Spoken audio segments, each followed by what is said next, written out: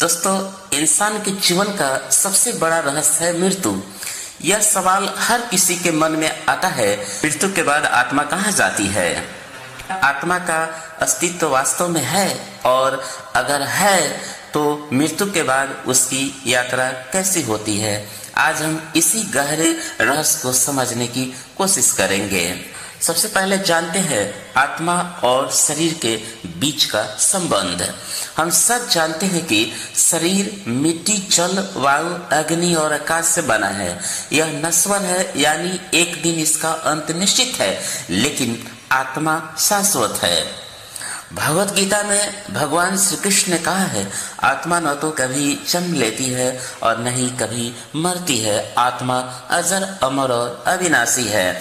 जिस तरह हम कपड़े बदलते हैं, उसी तरह आत्मा एक शरीर छोड़कर दूसरा शरीर धारण करती है। मृत्यु केवल एक बदलाव है, अंत नहीं।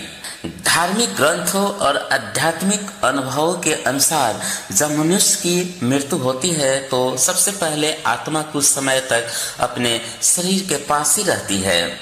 वो देखती है कि उसके अपने रो रहे हैं, लोग उसका अंतिम संस्कार कर रहे हैं, लेकिन वह चाहकर भी कुछ कर नहीं पाती।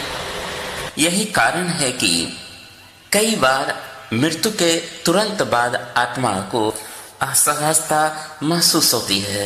हिंदू मान्यताओं के अनुसार मृत्यु के बाद आत्मा को 13 दिन तक का समय दिया जाता है, जिसमें वह धीरे धीरे अपने पुराने बंधनों से मुक्त होकर आगे की यात्रा के लिए तैयार होती है।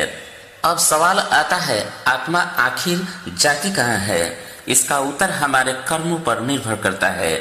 अच्छे कर्म करने वाले आत्मा ऊंचे लोगों की ओर जाती है, जिसे स्वर्ग कहा जाता है। बुरे कर्म करने वाली आत्मा नीचे के लोकों में या कठिन जन्मों में जाती है।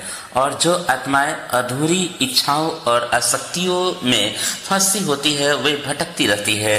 कई बार इन्हें हम भूत प्रेत के रूप में महसूस करते हैं। जिन लोगों ने आत्महत्या किया होता है, उनकी आत्मा कई वर्षों तक भटकती रहती है।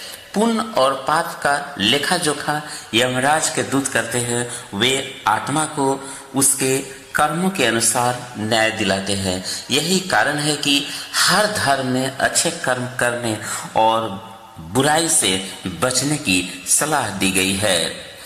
हिंदू धर्म ही नहीं, बौद्ध धर्म और जैन धर्म भी मानते हैं कि आत्मा पुनर्जन्म लेती है। कहा गया है कि आत्मा तब तक जन्म मृत्यु के चक्र में घूमती रहती है जब तक वह मोक्ष को प्राप्त नहीं कर लेती। मोक्ष का अर्थ है ईश्वर से मिलन, उस अवस्था में पहुंचना जहां फिर कोई जन्म मृत्यु नहीं है। इसलिए हमारे शास्त्र में कहते हैं, कर्म करो, धर्म का पालन करो, सत्य और भलाई के मार्ग पर चलो, ताकि आत्मा का सफर सरल और उज्जवल बने।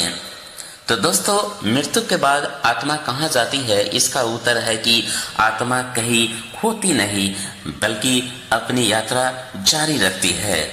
शरीर तो मिट्टी में मिल जाता है, पर आत्मा अपने कर्मों के आधार पर अगले गंतव्य की ओर बढ़ती है। यह यात्रा हमें यही सिखाती है कि जीवन अनमोल है, इसे बुराई और लालच में न गवाएं। अच्छे कर्म करें, प्रेम और सेवा का मार्ग अपनाएं, ताकि मृत्यु के बाद भी आत्मा को शांति और मोक्ष मिल सके। अगर आपको यह वीडियो ज्ञानवर्धक लगा हो तो इसे जरूर शेयर करें और कमेंट में बताइए आप मृत्यु के बाद आत्मा की यात्रा को किस रूप में मानते हैं। तो फिर मिलते हैं अगले किसी ज्ञानवर्धक वीडियो में। तब तक के लिए नमस्कार।